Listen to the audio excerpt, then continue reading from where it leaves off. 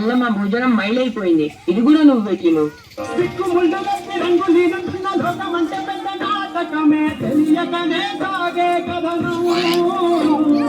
నీవు పెట్టుకున్న నమ్మకాలు వచ్చి పక్కదారి బట్టి పోతుంటే కంచికి నీ కథలో దూరం. నీ సేతుల్లో ముందు సేతల్లో చూపించి ఎదురేగి సాగాలిగా.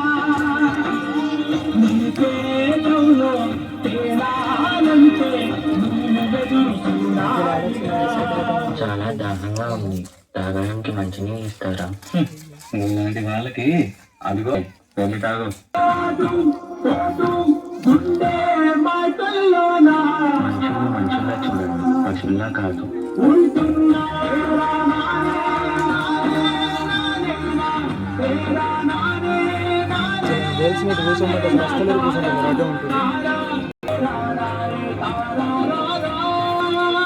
నువ్వు ఎవరికీ తల వంచకూడదు.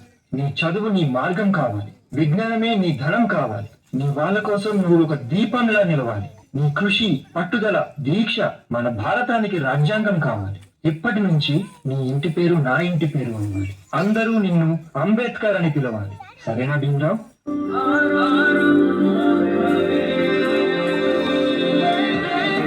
ఎంతమంది తనని తక్కువగా చూసినా చదివే లోకంగా మార్చుకొని మెట్రిక్ సాధించాడు.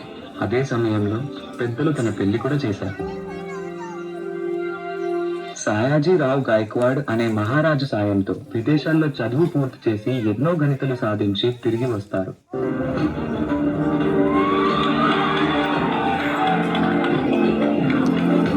బాబా, ఇన్ని సంవత్సరాలు గడిచినా ఈ ప్రజలు మారలేదు, మా బ్రతుకులు మారలేదు. ఎలాగైనా మా తలరాత్రులు మార్చే దేవుడివి నువ్వే కావాలి బాబా.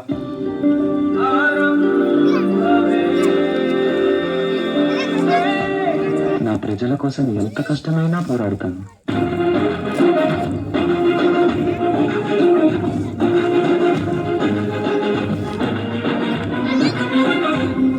భారత రాజ్యాంగం యొక్క వ్యవసాయుత కమిటీ అధ్యక్షుడిగా మిమ్మల్ని ఎన్నుకోవడం మాకు చాలా సంతోషంగా ఉంది. ఇన్నేళ్లకి నా ప్రజలకి, నా దేశానికి సేవ చేసే సమయం వచ్చింది. భారత రాజ్యాంగాన్ని నిర్మించే అవకాశం నాకు దక్కింది. దీనికోసం నా ప్రాణాలు అర్పించడానికైనా సిద్ధంగా ఉన్నాను.